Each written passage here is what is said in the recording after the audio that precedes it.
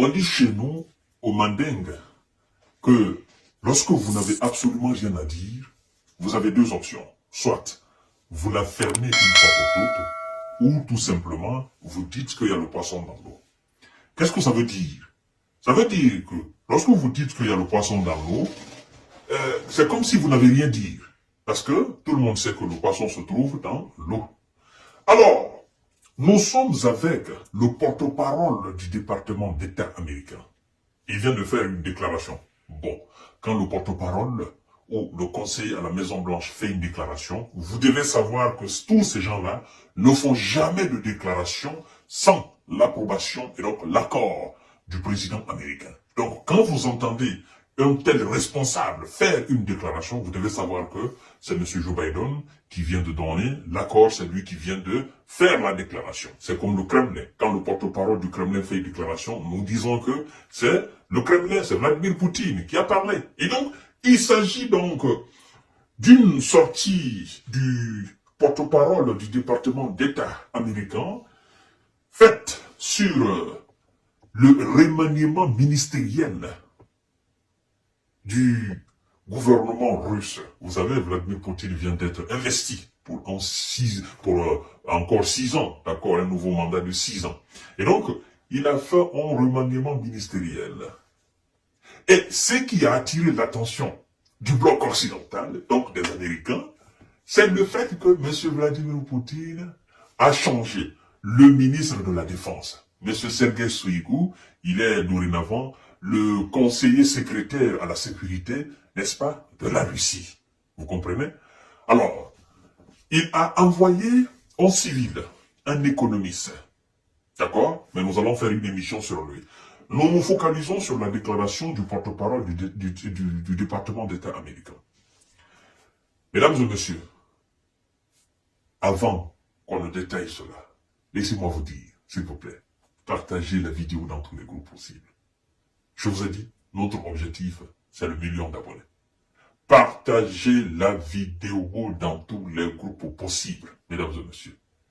Abonnez-vous sur cette page et activez la cloche de notification pour ne plus rater la vidéo. Écoutez bien, installez-vous confortablement. C'est rigolo. Poutine désespéré. Ah ouais, Poutine désespéré. Les États-Unis estiment que le limogeage du ministre de la Défense russe montre que le président Vladimir Poutine est désespéré face au coût de la guerre en Ukraine, a déclaré lundi le porte-parole du département d'État. Il s'agit d'une nouvelle indication de la volonté désespérée de Poutine de poursuivre sa guerre d'agression contre l'Ukraine, en dépit du fait qu'elle représente une importante charge pour l'économie russe et qu'elle entraîne de lourdes pertes pour les troupes russes, a déclaré Vedant Patel à la presse.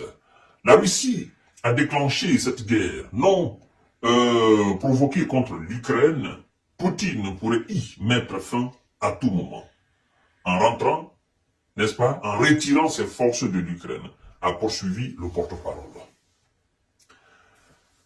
Pour les États-Unis d'Amérique, le simple fait de changer, de faire, le simple fait de remanier le gouvernement russe, et le simple fait de changer le poste du ministre de M. Sergei Shoigu, poste ministériel, il était ministre de la Défense, il est maintenant secrétaire, n'est-ce pas, à la sécurité, il est maintenant conseiller secrétaire à la sécurité de Russie.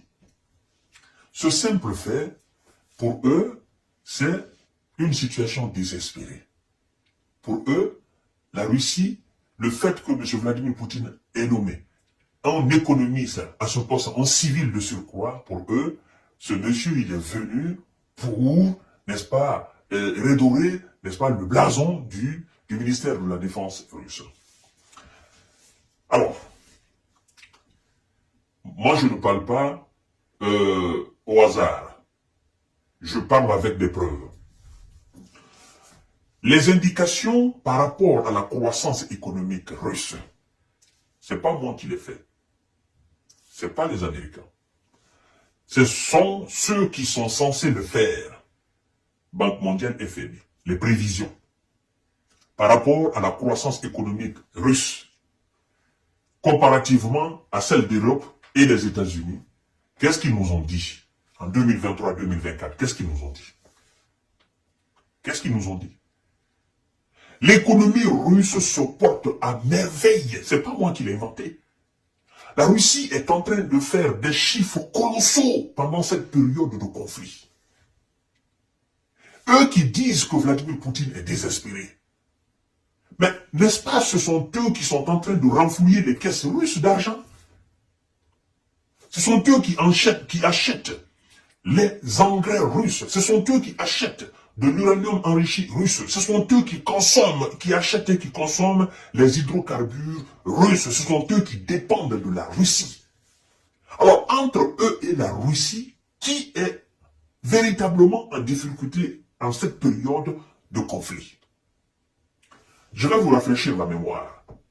Les Américains nous ont dit ici, ils ont interdit aux soldats ukrainiens de toucher les sites hydrocarbures et les sites énergétiques de la Russie. Ils les ont interdits formellement. Vous savez pourquoi? Ils l'ont fait parce que ils ne veulent pas que le coût du pétrole des hydrocarbures monte dans le marché mondial. En faisant cela, M. Joe Biden perd complètement sa popularité aux États-Unis. Parce que tout ce que le président américain craint, c'est de constater une inflation au niveau des hydrocarbures pendant une année de campagne électorale. Pourquoi les États-Unis? Pourquoi ils ont interdit les Ukrainiens à frapper les sites, n'est-ce pas, les raffineries russes et les sites énergétiques? Parce qu'ils savent que le monde, en quelque sorte, est assujetti, n'est-ce pas, à la Russie. Et donc, entre cette Russie et les États-Unis et l'Europe, on doit parler de situation désespérée à qui? Ou par rapport à qui? S'il y a quelqu'un qui est désespéré aujourd'hui, ce sont d'abord les Otaniens de l'Europe. Parce que ce sont eux qui consomment d'une façon frauduleuse. Eux-mêmes, ils ont interdit les produits russes, mais ils continuent de consommer. Ils sont en train de renflouer les caisses russes. Donc, dire que la situation, la Russie, Vladimir Poutine est désespéré et que le coût de la guerre est en train de peser sur Vladimir Poutine, c'est un non-événement. C'est une déclaration vaine, ça n'a pas de sens. C'est une manière de salir seulement l'image de Vladimir Poutine, l'image de sa Russie. Mais puisque les données sont devant nous, la réalité est devant nous, naturellement, personne ne peut nous berner à ce sujet, mesdames et messieurs. Si quelqu'un est aujourd'hui désespéré, c'est l'administration Biden qui est désespérée. Parce qu'elle a tenté tout, elle a tenté le tout pour déstabiliser la Russie, pour mettre la Russie à genoux, pour faire gagner l'Ukraine. Elle n'a pas pu.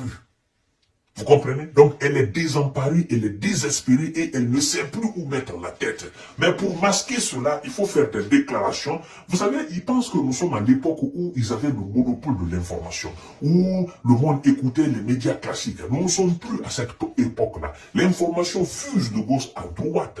Nous écoutons, nous savons analyser dorénavant. Donc, personne ne peut nous mentir, mesdames et messieurs. Voilà, chères dames, chers messieurs, chers demoiselles, lorsque vous écoutez de telles déclarations et que vous n'êtes pas initié en la matière, vous n'avez pas d'informations réelles dans la matière, vous vous dites, ah, c'est que les Américains, ils nous ont beaucoup menti. Maintenant, tout le monde sait lire entre les lignes et tout le monde sait analyser. Chères dames, chers messieurs, chères demoiselles, si quelqu'un est aujourd'hui désespéré, ce sont les États-Unis d'Amérique, c'est pas la Russie. Ce sont les Européens, c'est pas la Russie. La Russie, elle se porte très bien.